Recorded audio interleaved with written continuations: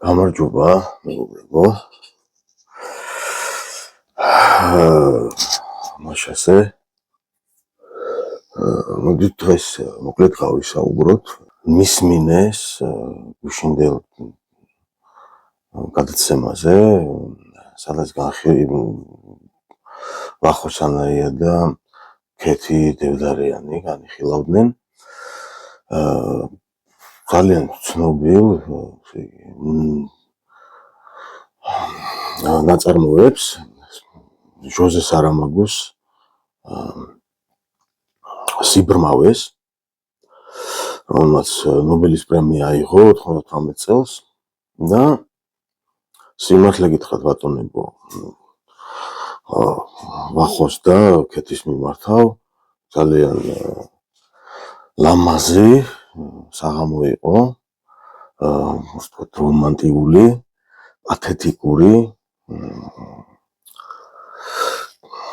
გლამურული, მინდა გითხრათ, სხვადასხვა ვახომ აღნიშნა კიდევაც, რომ საშიში გადაცემა არისო, ხიბლი, დიახ მეგობრებო, ხიბლია სხორპლის პოზიციაში ყოფნა, მინდა გითხრათ. და მოდით ახლა განვიხილოთ, მე შევეცდები ხა შევავსო ეს თქვენი ანალიტიკა, შევეცდები რომ შევავსო. ანუ გავაჟღერებ ახლა იმ საკითხებს, რაც არ გაჟღერებულა და ჩემი აზრით საჭიროა, აუცილებელია რომ გაჟღერდეს ხოლმე ესეთი პოზიციებიც იმისათვის, რომ შედეგიანი იყოს, ანუ ანალიტიკა, განხილვა, რაღაცის შეთავაზება, რომ იყოს შედეგიანი. ანუ აუცილებელია ხოლმე, ესე იგი, მე ხო ტექნოლოგიების სპეციალისტი ვარ, ხო და ტექნოლოგია რომ მუშაობდეს, ან ტექნიკა რომ მუშაობდეს, საჭიროა მეორე მხარის დანახევაც, ანუ რომ დავანახოთ ნაკლი მსმენელს, მაყურებელს, მკითხველს თუ მოსწავლეს თუ დავიცი, ისე ნებისმიერ ადამიანს, ვისთვისაც სიკეთე გვინდა. პირდაპირ გადავალ იმ საკითხების ჩამოთვლაზე, ესე იგი, რომელიც ჩემი აზრით დააკლდა გუშინდელ გადაცემას. მე არ ვსაუბრობ დანარჩენ გემოვნებაში არ ვერევი. თვითონ ამ წიგნის არჩევანში არ, რა თქმა უნდა, ეს თქვენი გადასაწყვეტია, მაგრამ მე როგორ უნდა მოხდეს რა, იმისათვის რომ შედეგიანი იყოს, რომ გამოდგეს ეს შედეგი. პირველი ხო, რაზეც მინდა რომ გავამახვილოთ ყურადღება, ეს არის ის მომენტი, რომ საერთოდ ეს ნობელის პრემიის კომიტეტი, ხო, არის ერთგვარი არსებობს ესეთი ტერმინი გამოთქმა ipse dixit, ანუ სისტემის მიერ დადგენილი ჭეშმარიტება. საუბრობ ახლა მარკეტინგულ სისტემაზე, საერთოდ ყველაფერი მარკეტინგია. პოლიტიკაც და ეკონომიკაც არის ორივე ერთად მარკეტინგი და ეს სისტემა მართავს მის არსებობას, ამართლებს და მართავს ესეთი ინსტიტუციები, როგორც ერთ-ერთი უმაღლესი ინსტანცია არის ნობელის ეს კომიტეტი, რომელიც პრემიებს ანიჭებს და ასე ვთქვათ, სისტემაში აღაზევებს ხოლმე გარკვეულ ზოგჯერ რაღაც იდეას, ზოგჯერ აი ესეთ ფილოსოფიას, როგორცაც გვთავაზობს სარამაგო. ანუ ეს ერთი მხრივ აზროვნების სტილია, რასაც სარამაგო გვთავაზობს, აღწერილია ის აზროვნების სტილი, რომელიცაც დღეს იმართება. ეს ხო 30 წლის წინანდელი წიგნია. ეს ახალი წიგნი კი არ არის. ეს არის 30 წლის მერე იმდენი რაღაც მოხდა, ხო? ანუ და განვიხილოთ ახლა რა მოხდა. მაგრამ თუ არ გავისაუბრებთ რაღაცის ნაკლზე, ისე ჩვენ ვერ ვხედავთ მხოლოდ რა კარგია და ანუ მხოლოდ კმაყოფილება, რომანტიზება, ხო, არის საკითხის რომანტიზება, არანაირად არ გაჩვენებს რეალობას. პირიქით, გლამურია ეს, ფარავს რა სინამდვილეს. ხო და პირველი, საერთოდ მოდით ამ წიგნის ნაკლზე ვისაუბროთ რა, როგორ წიგნზე, ანუ მე ვერ აღმოვაჩინე სიმართლედ. რას ახლა მე გეტყვით თქვენ ამას სავარაუდოდ ვერავინ ვერ გეტყვით. ვერც თქვენი წრიდან, მეცემით რომ მხოლოდ კარგია, მეც ვამბობ დიდი მადლობა ვის სიამოვნე თავიდან ბოლომდე უყურე და უსმენი ამ ყველაფერს. ხო და ესე იგი, პირველი რაც ამ წიგნის ნაკლია ჩემი აზრით, რომ ამ ესე იგი, ნახეთ, ეს სარამაგო არანაირად არ გვთავაზობს მიზეზს. არავინ არ იცის მიზეზი. რამ გამოიწვია ეს ეპიდემია, სიბრმავე? რა იწვევს ამ სიბრმავეს, ვინმე მიცის? სინამდვილეში მიზეზი არსებობს. მე შეკითხვას ვსვამ, თორე მე მაგალითად ვიცი რა იწვევს ამ სიბრმავეს. თქვენ თუ იცით რა იწვევს სიბრმავეს? ანუ ფიზიკურ სიბრმავეზე, სულიერ სიბრმავეზე ხო საუბარი მაგ. ანუ გამოდის რომ იქ თითქოს და ერთადერთი პერსონაჟია ეს ექიმის მეუღლე ხო, ცოლი, რომელიც არ არის დაბრმავებული. ხო და სინამდვილეში ჩემი აზრით ისიც დაბრმავებულია, იმიტომ რომ არავინ არ იცის საბოლოო ჯამში, ანუ როდესაც ესეთი სიუჟეტი, ესეთ მხატვრულ ხელს იყენებს სცენარისტი ან რეჟისორია თუ მწერალია თუ ვინც არ უნდა იყოს, ეს იმისთვის ხდება, რომ საბოლოო ჯამში მხილველმა წამკითხველმა თუ ვინც უყურებს ერთ სიტყვით ასეთ ფილმს თუ კითხულობს, ხო?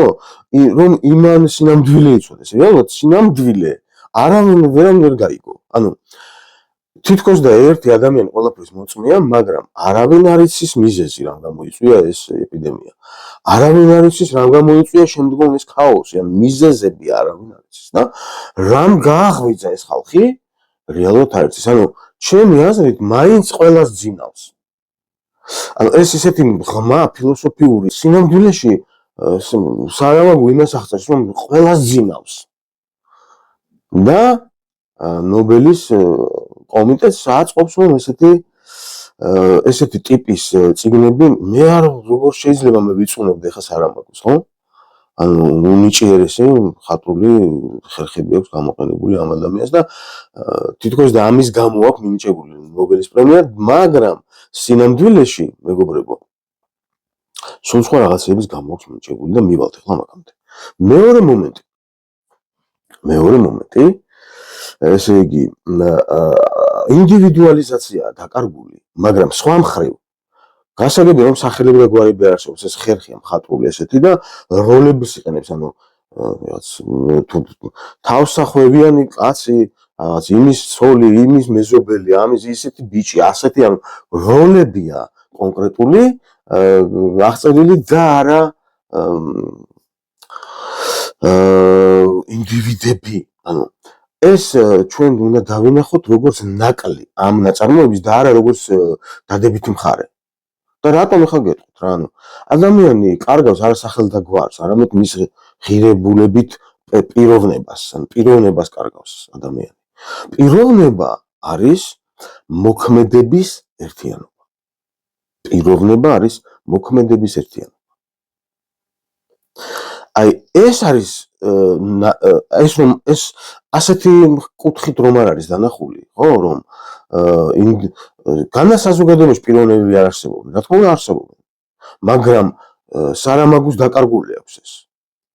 ეს როგორც ხატული ხერხი ისეა გამოყენებული, მაგრამ ჩემი აზრით მე ხო ხა სუბიექტური ვარ და მე ხო რაღაც ჭეშმარიტებს კი არ ვქადაგებ, მე ჩემს გთავაზობ ისე როგორც სარამაგო გთავაზობ რაღაც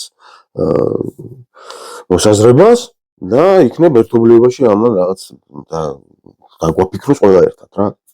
უბრალოდ საუბრობს რომ ჩვენ უნდა გავცდეთ ფორმებს ასეთი აზროვნების. ანუ ჩემი აზრით ხო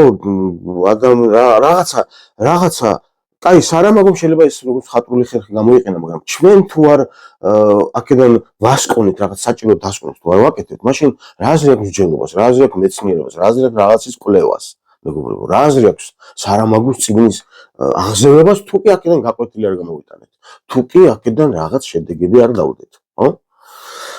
ამიტომ აუცილებელია ჩემი აზრით იმაზე საუბარი, რაც ახლა მე ვსაუბრობ, ნაკლებზე საუბარი არის აუცილებელი მომენტი. ამის არ უნდა შეგვეშინდეს.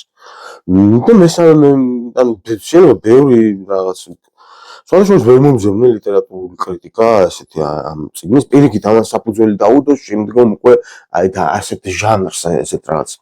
იძახიან ყველა იძახის რომ ეს ანტიუტოპიაა და მე პირიქით მგონია რომ ეს უტოპიაა უფრო და ნიჰილიზმის საფუძველი უფრო მეტია, ანუ ნაკლებია რაღაც პოზიტივი ამ ნაწარმოებში. ანუ ისევე როგორც ახლა მიზეზი, ხო, მიზეზი, არავინ იცის მიზეზი. არავინ იცის. დღემდე გაიგო, ვინმე 30 წელიწადი გავიდა. რისი ბრალია ეს? ნეტავ რისი ბრალია ეს? და ანუ პირველი კრიტერიუმი, როგორც ნაკლი რომ გამოვყოთ, ეს არის რომ მიზეზი არის, ძალიან მნიშვნელოვანია ხალხო მიზეზი. მიზეზი თუ არის, საბოლოო ჯამში თვითონ ეს ნაწარმოებიც ხო საუბრობს რომ გავცდეთ უნდა სტერეოტიპულ ფორმებს, ხო, აზროვნების და როლებს, საზოგადოებრივ როლებს უნდა გავცდეთ, ხო, იმისაც რომ კარგად, მაგრამ ეს საუბარი სტერეოტიპი ხდება ამ წიგნის მიხედვით. ეს წიგნის თვითონ სტერეოტიპია უკვე. ისიც რატო? მიზეზები არავინ არის. მიზეზი ერთია. ძირითადი მთავარი პრობლემის მიზეზი არის ერთი. და ეს მიზეზი არსებობს ხალხო. მაგრამ ვინმე მიცის? თქვენ იცით? თუ იცით, რატო არ საუბრობთ ბატონო? მე ვიცი ეს მიზეზი მართლა. ერთია მიზეზი ძირითადი პრობლემის. ანუ ამ ასეთი რაღაც ნაშრომები, ხო, საერთოდ უნდა იძლეოდეს რაღაც პრობლემის გადაწყვეტის, ამოცანის გადაწყვეტის საშუალებას უნდა ქმნიდეს, ევოლუციის განვითარების და რა მოხდა ამ წიგნის მერე. ხო, ანუ მესამე ნაკლი სწორედ ეს არის, რომ აი ლოგიკურ გამოსავალს არ იძლევა სიტუაციიდან. საერთოდ არანაირ გამოსავალს არ იძლევა, არაფერს არ ქმნის, როგორც ღირებულებას. პირიქით, თვითონ ეს წიგნიც 30 წლის შემდეგ გადაიქცა სტერეოტიპად, მემად. მემია ეს წიგნი. რეალურად რა? რეალურად თუ გვინდა ვისაუბროთ, ეხლა ნობელის იმაზე ვსაუბრობთ, ხო? პრემიაზე. წარმოგიდგენიათ, მაგრამ ესეა სისტემა მოწყობილი. სისტემამ დაადგინა ეს რაღაც უმაღლეს ღირებულებად, ანუ არა მოდით რა არა სტერეოტიპულები ვიყოთ. და თუ კი მიზეზი არ ვიცით, თუ კი გამოსავალს ვერ პოულობთ, მაშინ ეს საუბარი სტერეოტიპი ხდება. სტერეოტიპულები რო არ უნდა ვიყოთ, ამაზე რამდენი ხანია საუბარი მიმდინარეობს. ხო, ანუ ესეც კი სტერეოტიპი ხდება, თუ კი ეს ნიშნულები, ეს კრიტერიუმი, რაც ახლა ვსაუბრობ, არ არის განხილული ხალხო. ანუ თუ ჩვენ არ ვაკრიტიკებთ, თუ ჩვენ ნაკლს არ ვეძებთ, ხო, და არ ვპოულობთ, ყველაფერში ნაკლი კი არ უნდა ეძებო, მაგრამ როდესაც ეძებ, ეს ნიშნავს, რომ საჭიროა, უნდა ეძებდე, მაგრამ თუ საჭიროებას ვერ ხედავს ამის საზოგადოება ნაკლის, ხო? კარგია სხვათა შორის მინდა თქვა, დიდი მადლობა ამისთვის, რომ დაიწყო საერთოდ ამაზე საუბარი საზოგადოებაში, რომ სიბრმავეა აშკარად, ხო? მაგრამ ჩემს ასე მოგახსენეთ, ხო, რა გამოიწვია, რა კალღა წამოიღო ამ სარამაგუს ამ ფენომენმა, რომელიც ახალი ფორმაა მართლა. ანუ ნახეთ, სისტემა გვეუბნება, რომ იმისათვის რომ გამოვიღვიძოთ, საჭიროა ფორმა შევიცვალოთ აზროვნების, ფორმატი აზროვნების. მაგრამ სინამდვილეში არავინ არ იცის მიზეზი რამ გამოიწვია ეს პანდემია, არავინ არ იცის საიდანაც მოვიდა, სადღაც წავიდა. ანუ ეს ხო არ არის რეალური ვირუსი, როგორც ფიზიკური, ხო? არამედ ეს არის ფილოსოფიური მსჯელობა. ერთ სიტყვით, რომელიც აღწერს თითქოს და მომავალს, თითქოს და რეალობას. ანუ სინამდვილეში ამ წიგნმა გამოიწვია ვოუქიზმის ახალი ტალღა. ანუ ახალი საუკუნის ახალი პრობლემა. მე ხა მიზეზი ავსაუბრობ, მე ხა ახალ პრობლემაზე ვსაუბრობ.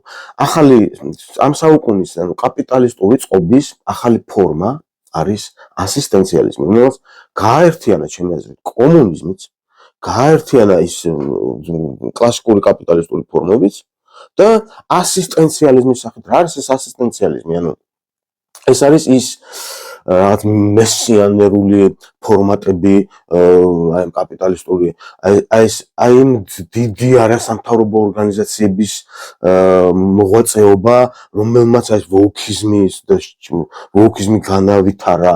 კაპიტალიზმმა მიიღო ესეთი ფორმა, რომ მემარჯვენეები, აი ეს მემარჯვენე ძალები, რომლებიც ამ მემარცხენე იდეოლოგიებით მართავენ, იმიტომ რომ მემარცხენე იდეოლოგია გახდა სტერეოტიპი, მემი. შინაარს ვეღარ ქმნის. ანუ არ აქვს მას მიზეზის და პრობლემის გადაწყვეტის უნარი, მიზეზის მოძებნის და პრობლემის გადაწყვეტის უნარი. მემარცხენე იდეოლოგიას იყენებენ როგორც წამყვან ფორმატს. იმიტომაც არის ესეთი ცივილიზაციური კრიზისი შექმნილი და არავინ არ იცის საიდან, არავინ არ იცის რატომ, არავინ არ იცის როგორ. აი ეს ქაოსი, რომელიც ამ წიგნშია, რამ წარმოშვა, რამ განავითარა, რამ გამოიწვია ვინმე იცის, ან რატომ მორჩა, რატო დამთავრდა. ანუ ის ადამიანი, ერთადერთი ადამიანი, რომელიც მოწმეა მან ყველაფრის, რომელიც ამ ყველაფრის მოწმეა, რას უყურებს, რა რისი მოწმეა. მე უბრალოდ ჩამწერი კამერაა, ხო, ვიდეო კამერა, ანუ პიროვნება არ არის არც ეგ. ვინც მოწმეა და მაგასაც თქვენი აზრით არ ძინავს? ჩემი აზრით მაგასაც ძინავს. ეგეც ძინარეა. და თვითონ სარამაგოც, იმიტომ რომ თუმცა სიტუაცია, რომელიც აღწერილი აქვს მას, ეს უნიჭებს გენიოსი ამ ხრივ, იმიტომ რომ კარგად აღწერა და ეს კარგად გამოიყენა აი 30 წლის მანძილზე ვოუკიზმა. იმიტომ რომ არ უნდა ადამიანს უყვარს ხორპლის პოზიცია, როგორ არ გაწუხებთ ის, რომ მიზეზი, როგორ არ გაწუხებთ, როგორ არ გიშლით ნერვებს სარამაგოს წიგნი. როგორ არ დაგძაბავთ, როგორ არ გძაბავთ ეს. სურვილი იმისა, რომ კი, მე მინდა რომ გამოვიღვიძო, ანუ წყალებში, არ ვიცი ეს გამოღვიძება. თუ გავინახო, გავახილო თვალი რა, ერთი და იგივეა ეს.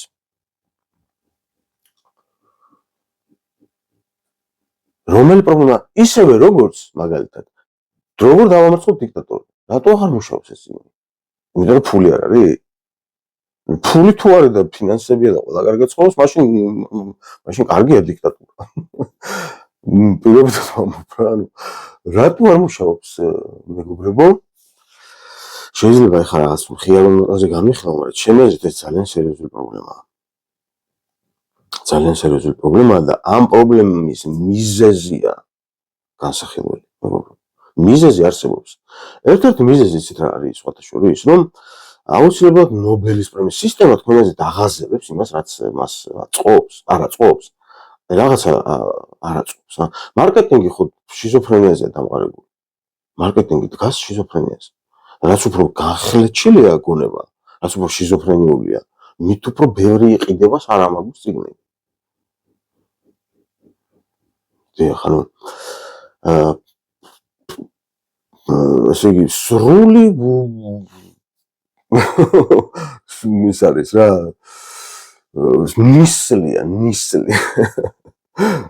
არც მიზეზი ვიცით, არაფერი არ ვიცით სარამაგოს მიხედვით, თუმცა მხატვრულად გენიალურია მართლა რა, ისევე როგორც ბევრი შეგვიძლია ჩამოთვალოთ ეს. ხო და ამიტომაც ესეთი ლიტერატურა, ხო, ამან ევოლუციურად რა ევოლუცია გამოიწვია. ამ წიგნს ხო ტყუილა არ მიანიჭეს ეს პრემია, ხო, ამ ხელა პრემია, ხო, ტყუილა თუ არ მიანიჭეს, მეგობრებო. ნობელის პრემია მიანიჭეს, ხო? ესე იგი, აქ სერიოზული კვლევებიც ჩატარდა, აქ შეთანხმებაც მოხდა. ეს ხო შემთხვევით ხო არ ხდება ხოლმე ეს რაღაცები და გამომდინარე აქედან უნდა ვიფიქროთ ყოველთვის იმაზე, რომ რატომ აღაზევა სისტემამ.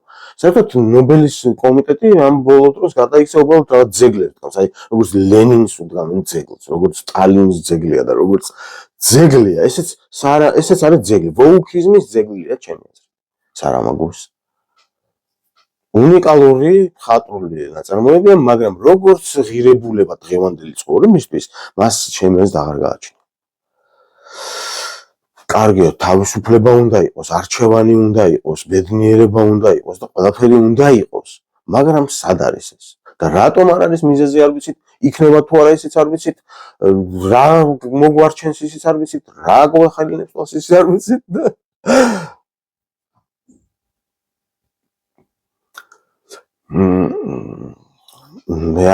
მე ეხა აქ ირონია და სკეპტიციზმი არის ნოლი, სიმართლე გითხრათ, უბრალოდ ეს ფორმატი შევარჩიე, რომ სწორად დავინახოთ და არა რაღაც ჩიჩინი და რაღაც მცების მეცნიერული ახსნა-განმარტებები. არა, ეს აუცილებელია ხალხო, მიზეზი ცოდნა არის მნიშვნელოვანი. იმისათვის, რომ შედეგი იყოს, მთელი ეს ნობელი და მთელი ეს ვოუქიზმი, მთელი ეს სისტემა უძლური აღმოჩნდა აი ამ სხვათა შორის სააკაშვილმა გადადო იმ დღეს ეხლა ციხეში ეს კაცი რაღაც ხო როგორიც ან ნაცია თუ შმოცია ხო ვინც არ უნდა იყოს ანუ ინტელექტუალურ ხალხს ვეუბნები ხლა რა ეს ადამიანი უნიჭერესი ადამიანია თავის რაღაც ამბებში ან ქარაგმებში და იმ დღეს სხვადასხვა ერთ-ერთ თავის პოსტში Facebook-ზე დადო მან თითქოს და ძალიან იღბად მაგრამ ერთი კარგი კრიტერიუმით გააკრიტიკა სხვათა შორის ეს წიგნი ეს როგორ დავამარცხოთ დიქტატორი. რატომღაც არავინ არ ითვალისწინებს რომ ეს ნაკლი ეს ცუდი კი არ არის ხალხო. ეს ცუდი არ არის რომ ესე იგი რაღაცა რატომ არ გამოდის ეს ხო ნაკლოვანებაა. არჩევანი რომც იყოს თუ თავარია მიზეზი უნდა ვიცოდეთ მიზეზი ადამიანებო. ხო სხვათა შორის მინდა გითხრათ რომ ვახოსაც ქეთისაც ამ სისტემის აი ამ დასავლური სისტემის ძალიან წარმატებული წევრები ხართ და ეს ჩემი აზრით ამ მდგომარეობის გამოსწორებისთვის ნაკლია მადლობა ყურადღებისთვის